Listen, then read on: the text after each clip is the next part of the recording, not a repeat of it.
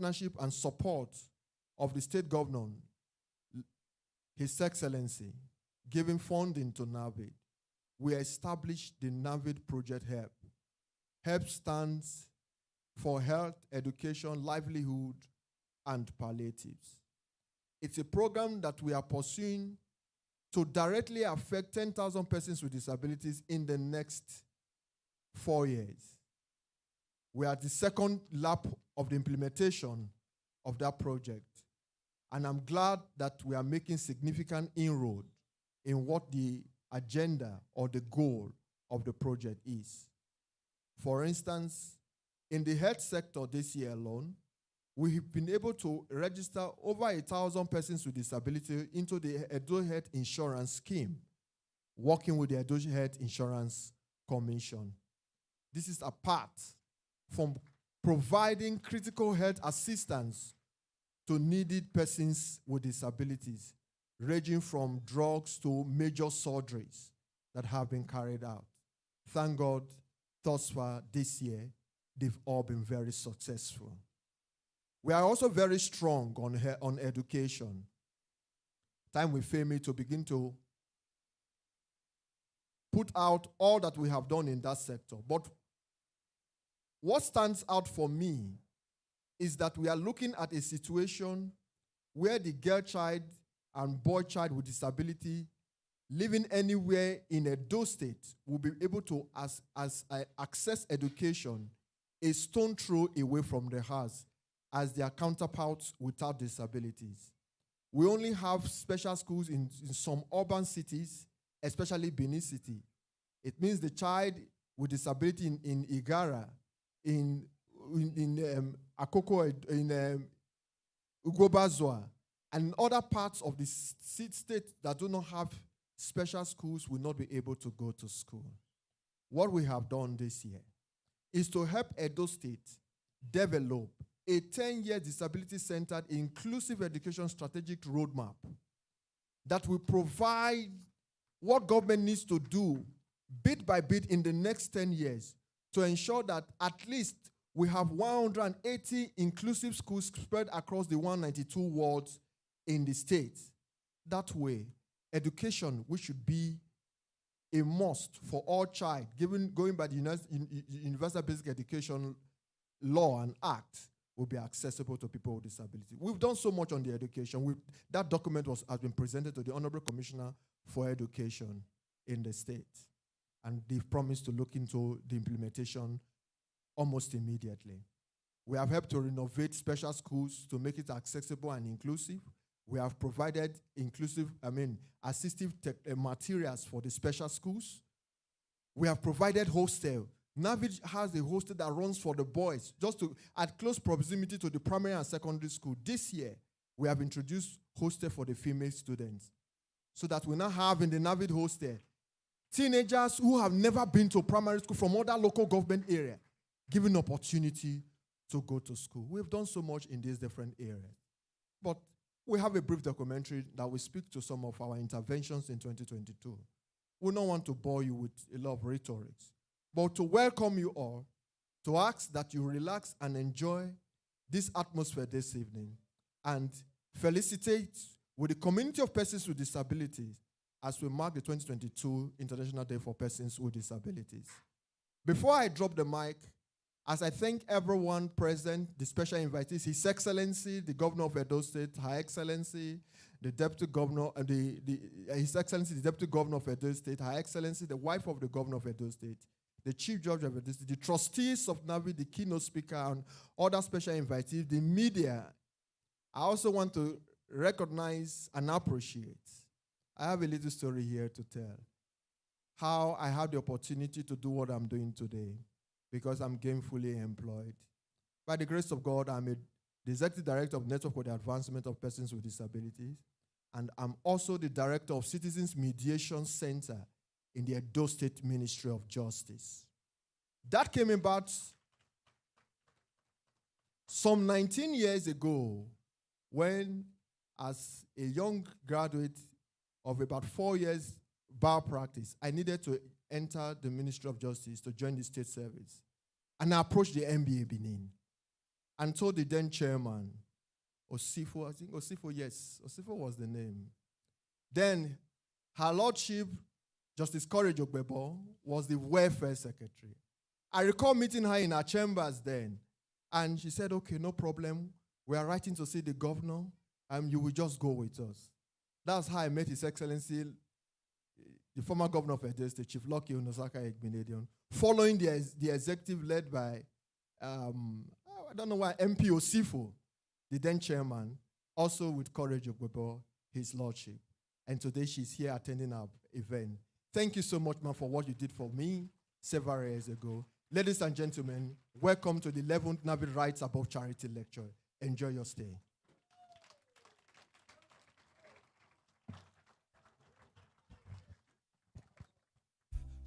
We can do better than that. Let's put our hands together again for Barrister Melody Omosa. I can say without a doubt that one of the major reasons we're here today is because of this man. His passion for persons with disabilities is unparalleled and is beyond what I've ever seen. And what's most interesting is that he does not hesitate to let you know that our focus is not on welfareism or charity. It is on rights. There are more than enough rights covered in the Constitution that will make life a lot better for persons with disabilities. And those are the things that NAPVID advocates for. While I expect the list of some of our guests who have just come in, I can immediately recognize the presence of the Chairman Board of Trustees of NAPVID. Let's put our hands together for Justice P.O. Isibo, retired. Let's put our hands together for him. And incidentally, he is giving us his opening remarks at this time. So if you are ready, sir, you can just come forward for your opening remarks. Or do we bring the microphone to you, sir? All right, sir. Let's put our hands together for the Chairman Board of Trustees, NAPVID. Our Board of Trustees are the backbone on which our activities rest. They are the ones who help us open doors that are locked in our journey in advocacy. Thank you so much, sir. Thank you. The Executive Director of NAPVID, Barrister Melody Omosa, a man for whom I have a lot of respect because of his eloquence and the fact that he has been a man. When you have him as the helmsman, you can go to sleep because you can be sure that everything will work perfectly. Having been the Chairman Board of Trustees for about 7 years now, I always tell him that I have had no cause to doubt his competence or his integrity. He has spoken to you about what NAPVID stands for, the progress we have made thus far. And we are particularly lucky that at the beginning of last year, the executive governor of Edo State came to our rescue. The problem we've had hitherto was paucity of funds. But the executive governor, in his magnanimity, only last year, like I said, came to our rescue by giving us a substantial sum of money every month. There is no hiding the fact. I mean, I will mention the figure because it has gone a long way to ameliorate almost all the problems we have had. We had to do a lot of things in-house that we no longer strain ourselves to contribute to the running of this organization. Hitherto, all we had was to put pressure on members, especially members of the board, to make their contributions so that the organization can be kept afloat. But when the governor came, we made our representation and we told him the problems we have had over the years. You will be surprised to hear that the board of trustees is made up of very prominent members of this society. I'm just the chairman. We have even the vice chancellor of the University of Benin, Professor Lilian Salami, as a member. Then Dr. Osagi Obayuwa now is very much with us, has been a member. We also have two other prominent doctors and a media guru, Austin Osakwe, as a member of the board of directors. So we've come a long way, because this program, as a matter of fact, was supposed to have come up yesterday. But when Melody Amosa told me that they would prefer to have it today because of certain constraints, I gladly embrace it. Why did I do that? Today happens to be my birthday. To the glory of God. To the glory of God. You can rest assured that NAPVID will never be the same again. Will never be the same again. The problem of paucity of funds has gone for good. We are sure that even when a next administration comes on board, we are going to make sure that we put some pressure on whoever is the executive governor, the successor of the magnanimous governor we have now, to sustain this largesse. I will call it largesse because we have never had this so good. The governor gives us every month the sum of 5 million naira. Every month. What else can we say about the generosity or charity of the governor? Even this program that you have this evening, I'm confident that we wouldn't have problem funding it.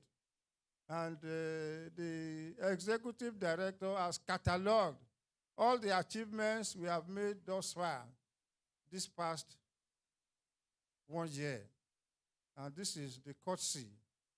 It's just by the courtesy and the grace of the executive governor of Edo State.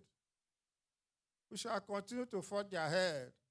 We shall do our best to make sure that all physically disabled persons are given a pride of place in this state at least, if not in the whole of the country. We are lucky, like I mentioned earlier on, that we have a very strong team as members of the board of directors. And you can rest assured that from the way things stand, we would never let you down. The money that the governor gives us will be judiciously spent. I'm going to make sure that that happens. And as a matter of fact, there are a few things we are contemplating doing, which we've never done before. At the appropriate time, when the chiefs are down, the things we are going to do will be divulged. But for now, let me still keep a few things we have in mind as secrets, so that some people who do not belong to us will not be too jealous of what we have in mind. I want to assure you once again, continue to do our best. I want to thank all of you who have come this evening to grace this occasion. We will continue to sustain all the programs that we have had. And you can also rest assured that everything that we do, everything that we will do, would actually be done to the very best of our abilities. Once again, I want to thank you all for coming. Have a nice day. You'll be well catered for. When the time comes, I want to rest assured that you'll be well catered for. And I thank you once again for coming. God bless you all. Who takes the mic? Thank you. Can we put our hands together again for the Chairman, Board of Trustees, Network for the Advancement of People with Visible Disabilities? At some point before the program ends, I'm sure we'll be able to sing you a very hearty birthday song before the program ends. Thank you so much. Now, all right. Distinguished guests, can we all stand to our feet as we felicitate very briefly with our Chairman, Board of Trustees. I was talking about the Board of Trustees earlier on. I've been on this NAPVID journey for quite a while. And in a journey like this of advocacy, sometimes you get to doors that are locked and you don't have the ability to open them. We have a Board of Trustees that once we call on them, whatever it takes to open that door, they ensure that that door is open. That's why we have the achievements we are celebrating today. That amiable and very effective board is led by Justice Isibo. I remember when he first came for our program, he loved what we did and he decided to become a part of us, and he's been so consistent since then. So can we sing a happy birthday song for him? 1, 2, 3, go. Happy birthday to you. Happy birthday to you. Happy birthday, happy birthday, happy birthday to you. Hip, hip, hip. Hip, hip, hip. Hip, hip, hip. Hooray! Happy birthday, sir. Thank you so much. Thank you. Of course, while the chairman was speaking, some of our guests also came in. We would like to recognize the presence of the Commissioner for Youth and Gender representing the Deputy Governor, Honorable Andrew Mwata. Can we put our hands together for him? Thank you for coming.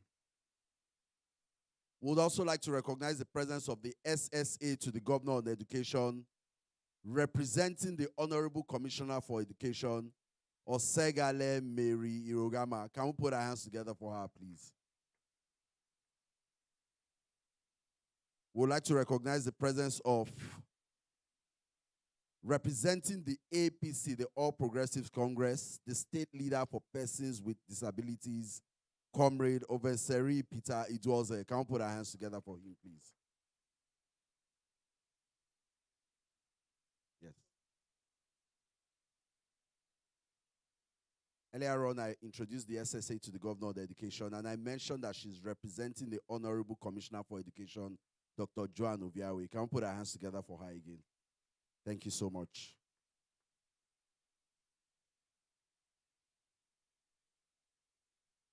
At this time, we'll be listening to the keynote address. Ladies and gentlemen, join me with a round of applause as we make welcome somebody very eminently qualified to deliver justice to this subject. Let's make welcome our keynote speaker for today, Idayat Hassan, the Director, Center for Democracy and Development, West Africa.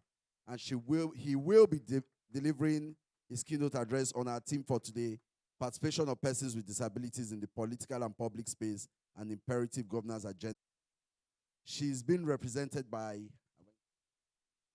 Austin Aigbe. Thank you so much. Let's put our hands together for him, please.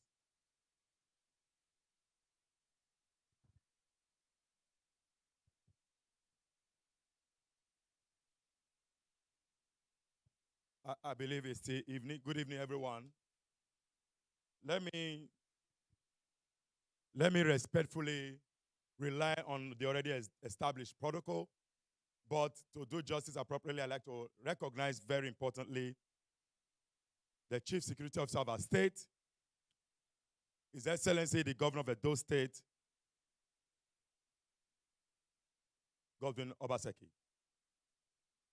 and the very eloquent and vibrant team of his that has led the ship of this state. And also to recognize the Chief Judge of Edo State, ably represented, and other members of the Executive Council here present, and other distinguished guests. I stand here on behalf of the Center for Democracy and Development, particularly the director, Hidayat Hassan, who for other very exigency is not able to be here. But because I'm also from the state, she graciously said, "It's your state, go and do your thing." So my name is Austin Aigbe. A few years ago, I left this state, and particularly in 2010, having led some very interesting role at the level of non-profit organization. But that's not the subject of the conversation. I'll go straight to the essence of this meeting. We'll be speaking to the participation of persons with disabilities in the political and public space, an imperative governance agenda for inclusive Nigeria. A bit about the Center for Democracy and Development, CDD. Our work properly situate on mobilizing a convergence for an inclusive political participation. I'll begin my introductory comment by saying that disability is not inability. Disability is not inability. Disability is a part of being human and is integral to the human experience. It results from the interaction between health conditions such as blindness, pericord injuries, and a range of environmental and personal factors. Having noted this fact, it is important to quickly state that the participation of all citizens, including persons with disability, is a fundamental democratic principle. The right of every person to equal participation in the political and public space, including to vote, to be voted, and to have access to public service, are affirmed in the Universal Declaration of the Human Rights and the International Covenant on Civic and Political Rights. Profoundly, participation is central to the vision of Agenda 2030 and is pledged to leave no one behind. As the executive director of the network said, no one can ever represent you. You are to represent yourself. And in the normal cliche in our narrative, nothing for us without us. A feedback, very importantly. Full inclusion in political process is essential for the equality and human rights of all people in any society. In Nigeria, persons with disability face significant obstacles to participation.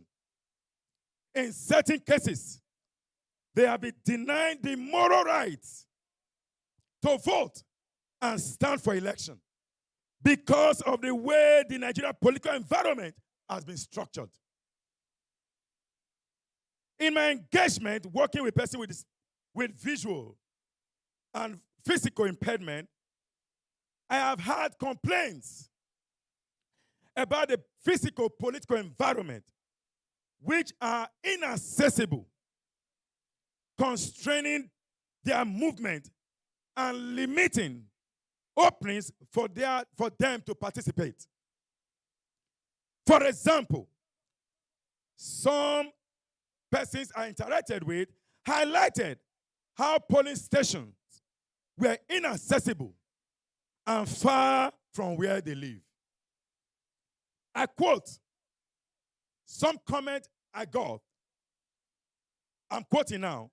"I can't move because of how our environment is. It has been difficult for me to vote during elections due to open gutters. What does this mean? You have to cross the gutter to get into primary school to vote in most of the cases. They, according to him, still quoting, they put the polling station in places without thinking that there are people in a community who can't see, visual impairment. The polling station for my electoral area is far, and I'm unable to walk there by myself to vote. End of quote. Another feedback from a person with visual disability, I quote, some of the polling stations are far, but there's no transport. There's no transport arrangement made to take us to go and vote. So I can't risk my life like that. Even if I am knocked down by a car on my way to go and vote, no one knows me. End of quote. Remember, there is no movement on election day. So everyone must walk from their home to the voting location.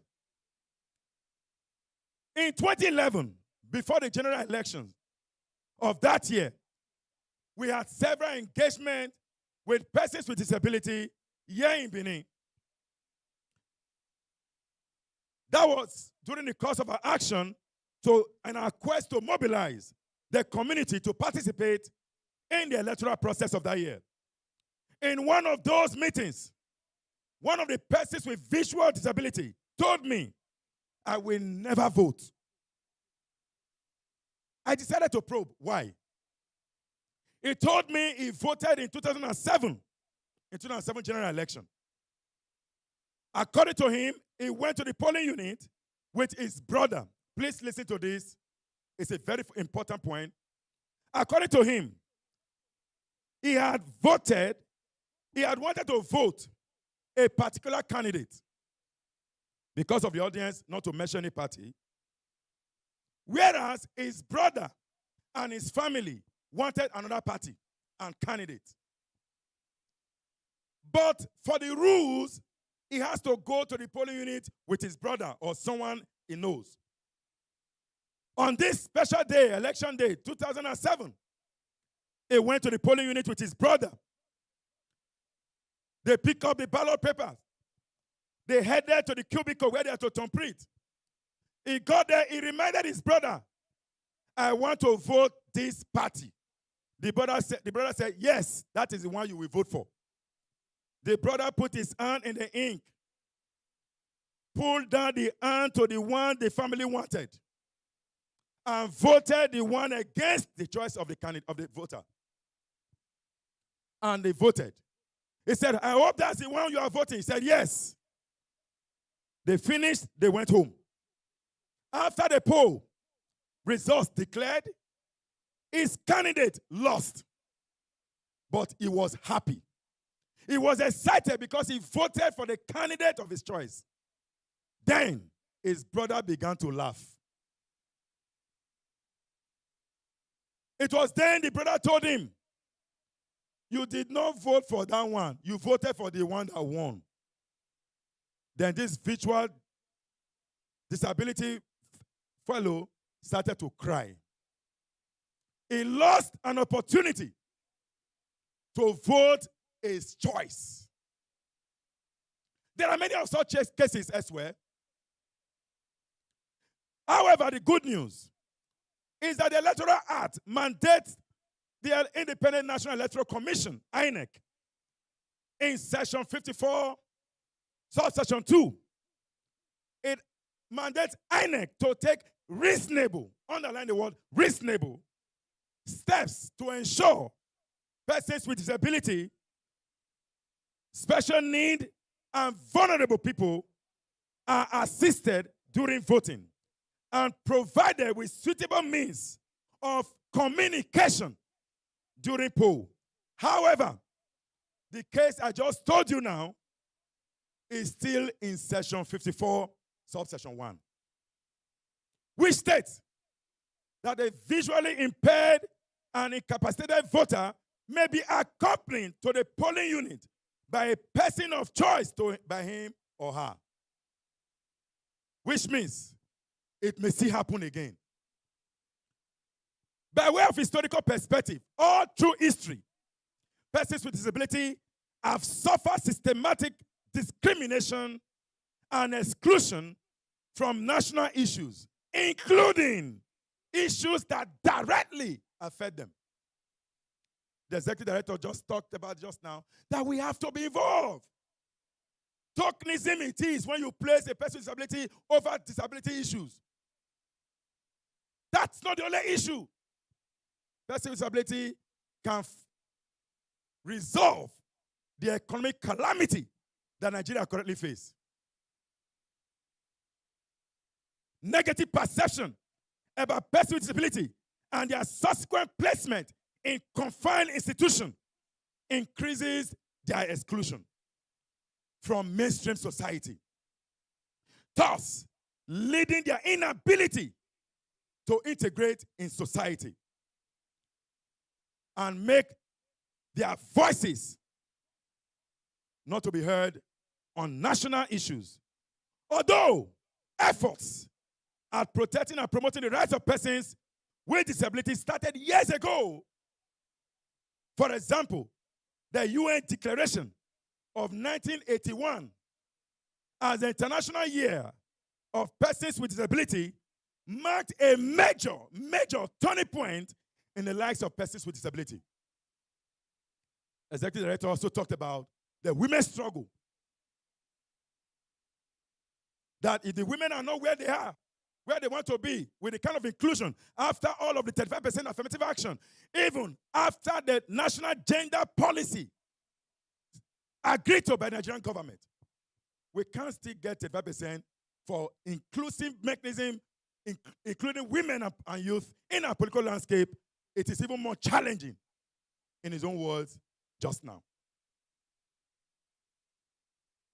This declaration provided leverage for persons with disability who realize the need to mobilize themselves both at national and international level to make their voices heard on justice against them, on injustice against them.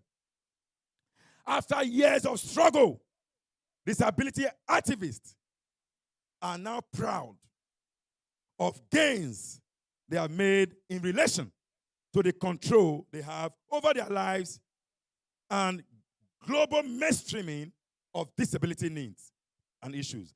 However, one fundamental area in which persons with disability have not fared well is their participation in politics.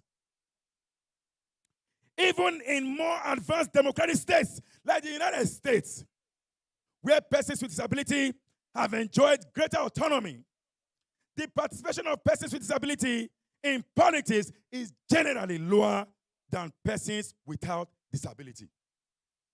For example, the UN Human Rights Commission, UNHRC, in 2014, reported that persons with disability have unequal access to public and political activities, such as voting and being voted for into political positions, when compared to persons without disabilities. I'd like you to pause a minute and imagine for our own state, our own country, the number of persons with disability in government and the number of persons without disability in government. It gives you a picture that is injurious to inclusion. What are the trends? An estimated 1.3 billion, that is 16% of the global population, experience a significant disability. Data from 2018 Nigeria Demographic and Health Survey reveals that an estimated 7% of household members above the age of 5, as well as 9% of those 60 or older, have some level of difficulty in at least one fundamental domain: seeing, hearing, communication, working, or self-care. And 1% either have a lot of difficulty or cannot function at all in at least one domain. The World Bank says about 29 million, but the executive director said about 30. 29 million of the Nigerian population live with one form of disability or the other. These estimates, while very significant, are probably even higher because some available data may likely underestimate this prevalence. I stay with 29 million, or 30 million. If you look at the 2019 general election, the current president won with about 15 million plus, which means persons with disability can decide the course of action of this country. If we truly organize ourselves across the length and breadth of Nigeria, we can decide who becomes president of Nigeria. If 15 million plus can make a president, then 20 million can make better president.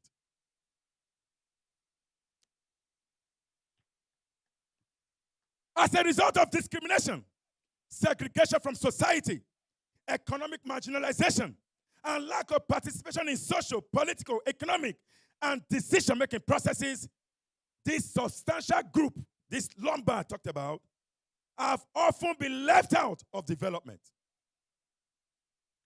The absence of persons with disability in decision-making processes in the social, political, and economic spheres weakens the basic democratic values and deprives society of knowledgeable skills and talent that which can advance development. The social and economic cost of segregation and excluding persons with disability has substantially advanced effects on development process and inclusivity. This is compounded by the force of globalization, making significant changes in the daily lives of individuals, with shift in our social, cultural, and political systems of support, as well as significant changes in information and communication technologies. It is anticipated that these changes will be further exacerbated by environmental degradation and climate change, which have disproportionately impacted on the very poor, especially those who are both poor and are also living with one form of disability. Women with disability, children with disability, older people with disability, and indigenous people with disability are particularly affected by changes or crises. Whether it's a population in the refugee camp, in a conflict zone, or displaced persons in a remote geographical area, stricken by natural disaster, or persons with disability are an increased rate in times of crisis and conflict. Why political participation is imperative? Why? Why is this subject very important and fundamental? Political participation involves the ability of individuals to take part in public affairs, to assemble and to form associations, to register during elections, and to declare candidacy during national and local elections. Active participation of all citizens in the political process is vital because it helps to maintain trust in the political system. Promoting the rights to equal participation in politics is therefore fundamental for strengthening democracy, promoting social inclusion, fostering economic development, and safeguarding the fundamental human rights of all citizens. Since political participation increases social inclusion, it is important human rights-based approach to eliminate marginalization as well as increase the participation of marginalized groups in decision-making in society. Thus, if persons with disability participate in politics, they are likely to be empowered to make decisions about their lives, including decisions on political leadership. Barriers restricting the participation of persons with disability in political decision-making should therefore be eradicated to ensure that they are able to exercise this right on equal basis as other members of society. In view of these benefits associated with participation in politics, the Convention on the Rights of Persons with Disability, CPROD, required that government, I'm happy His Excellency is here, the Chief Judge is here, members of the Executive Council here present, Justice present, a very senior comrade present, Barrister Sagio Baiwana, who have moved mountain before, he will move another mountain today. Require government, national and subnational, to take concrete actions to remove all barriers preventing the involvement of persons with disability. For example, Article 29 of the CPROD states that state parties shall ensure that persons with disability effectively and fully participate in politics and in public life on an equal basis with others, directly or by freely choosing their representative. This provision can only be achieved if government make conscious efforts to implement policies that will eliminate all barriers militating against the inclusion of persons with disability in socio-economic activities of their community. Even though the government of Nigeria, both at the state and federal level, has taken some steps to address the needs of persons with disability, of importance was the ratification of the Discrimination Against Persons with Disability Prohibition Act of 2018. You remember, President Buhari in December was in a debate in a town hall, and the question was asked about the disability bill. He said he was not aware that he would find out, and that was how it led to the signing and ratification. Such advocacy, such effort need to be put forward after the signing, after the ratification, and so what? This provision can only be achieved. Okay, sorry, I moved from 5. But we are yet to see the full implementation of that act. Aside setting up of the commission, Disability Commission, which exists, in addition, about 10 states of the Federation have enacted disability law to safeguard the rights of persons with disability to a varying degree of implementation, including the very recent one in Abia State. So what should be the agenda for inclusive Nigeria? Full participation and public inclusion in public space and inclusion by persons with disability who wants to participate require action by variety of people, institutions, and organizations. Here, I try to suggest actions for government, political parties, INEC, that's the election management body, the media, and the civil society organizations, CSO, to make progress towards political participation and inclusion. So the first one here is government. And very importantly again, I'd like to reiterate that the presence of the governor of Edo State signaled a very high level of commitment in this regard. For government, aside enacting act,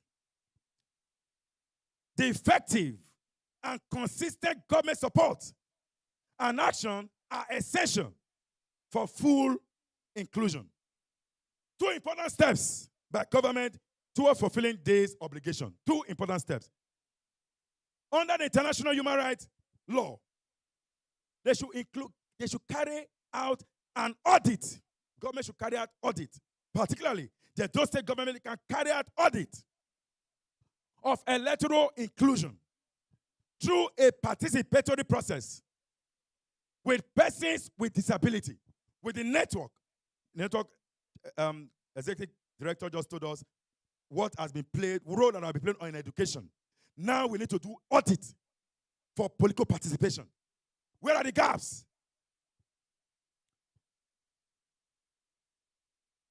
Government action should be able to develop and implement an action plan to ensure a fair, democratic process for persons with disabilities participation. Number 2, the political party. The political party should take appropriate measure that creates space for equal opportunities by ensuring that persons with disability are included in the campaign committees. Now we are headed to 2023. How many of the committees in Edo State and across the Federation have persons with disability? I know at some point in 2015, 2019, there was a cluster by the then party to create a committee for persons with disability, which was launched then in Nasarawa State. Again, it is tokenism. And inclusion is across the board and not restrictive. Parties, they can also include them in campaign podium. Persons with disability. This is a fantastic job what's happening now. Interpreting to persons who may be visually impaired, who may need assistance. That is key in terms of inclusion. During campaigns of parties, you need this example. And I'd like to thank the network for creating this opportunity so that our political actors can learn. Sign language interpreters and all, so people can have access to information and disability inclusive manifesto. Manifesto is not just enough. Manifesto can come in Braille so that persons with disability can access the information by themselves. As we head towards future elections, political parties can enable and support persons with disability to stand as candidates. Promote inclusivity in their membership by reaching out to and involving them in other ways. Much more parties can do. For INEC, INEC is the electoral management body. INEC is responsible for administering some or all of the process of an election. Therefore, among the jobs they do, voter education, voter registration, voting and counting, at the stage of an election, INEC have an opportunity. As we head again to 2023 election, INEC does have an opportunity to provide all the information at the polling unit. Again, Section 50 of the Electoral Act has asked INEC to make all necessary arrangements. Braille, magnified glasses, assistive devices at the polling unit.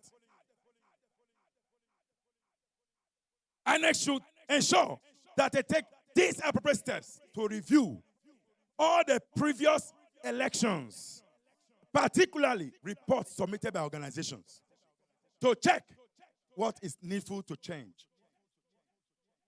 For media, I'm happy that gentlemen and ladies of the press is here, so it's not just gentlemen, should continue to support the disability community. As we approach the election in February and March of 2023, the media should be the eye, the ear, the leg of persons with disability. The media here, I urge you, to mainstream issues of critical concerns to the community in your election reportage, in your election narrative that ensure an all-inclusive solutions to Nigerian challenges come 2023 and beyond. Finally, the CSOs. We must continue to provide services because I belong to the CSOs. That's why I say we must take responsibility to continue to provide services for and advocate on behalf of persons with disability, as well as those that work on broad human rights issues and in areas of equality. You know, the executive director was I was so glad when he mainstreamed women issues into disability narrative. We must pursue vigorously and ensure the full participation of persons with disability in the political and public life. This is imperative for inclusive Nigeria. I thank you very much.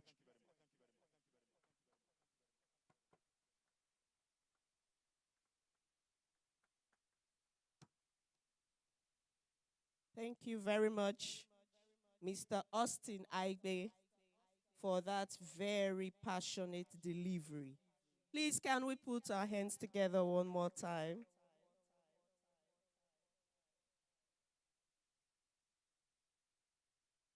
One thing that struck me from your delivery, sir, is that it's not just enough to pass disability law.